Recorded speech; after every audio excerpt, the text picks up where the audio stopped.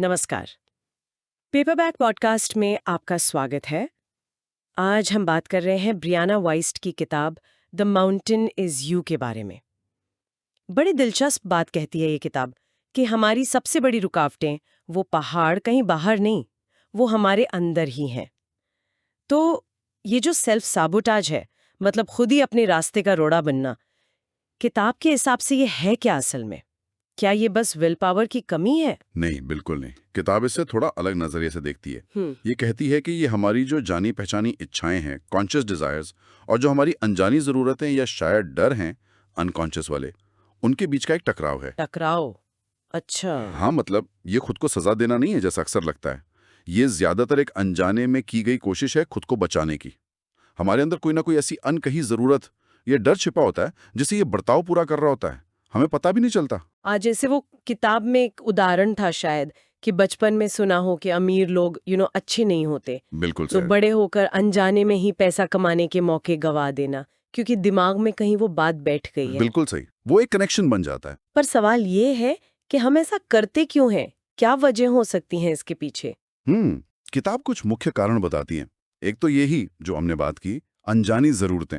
जैसे कोई शायद जंक फूड इसलिए ज्यादा खा रहा हो क्योंकि वो तनाव में आराम देता है। पर ध्यान इस पर नहीं जाता कि भाई आराम की इतनी जरूरत पड़ क्यों रही है। असल मुद्दा शायद वो तनाव है। हाँ, ये बात तो है। हम लक्षण देखते हैं, जड़ नहीं। सही कहा। और दूसरा कारण है अपरिचित का डर, अनजाने का खौफ। किताब इससे अपर लिमिट कहती है।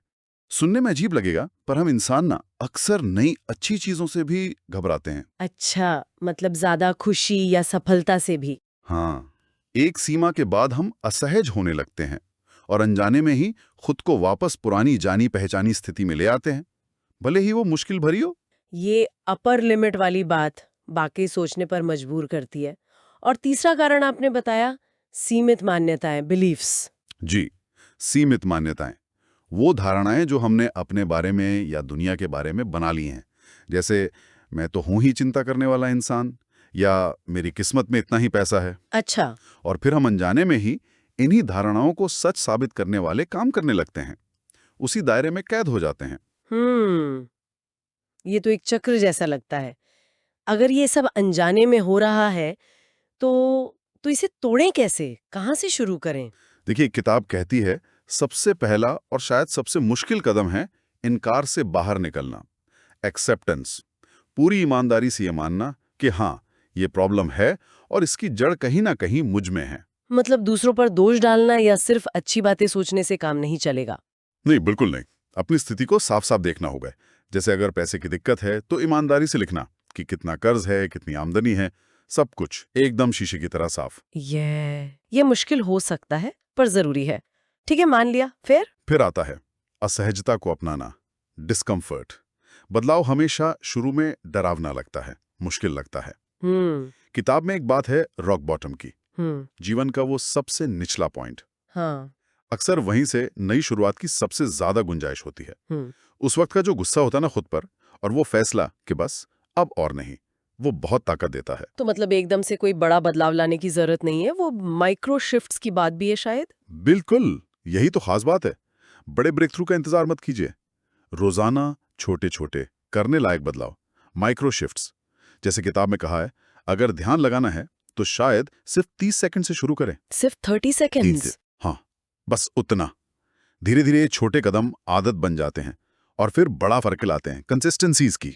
ये सुनने में ज्यादा प्रैक्टिकल लगता है, छोटे कदम।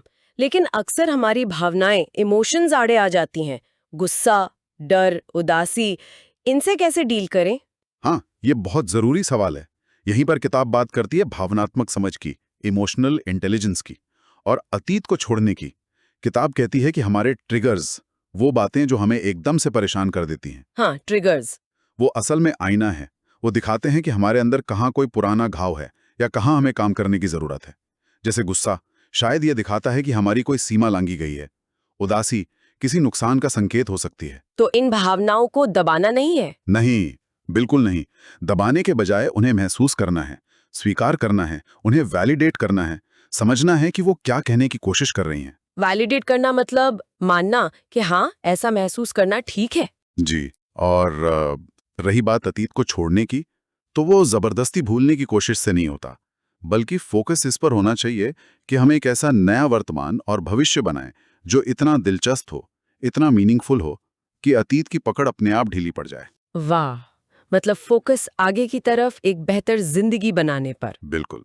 और ये पूरी यात्रा ये हमें कहाँ ले जाती है? किताब में शायद सेल्फ मास्टरी की बात है आखिर में। हाँ, सेल्फ मास्टरी यानी आत्मनियंत्रण या आत्मप्रभुत्व।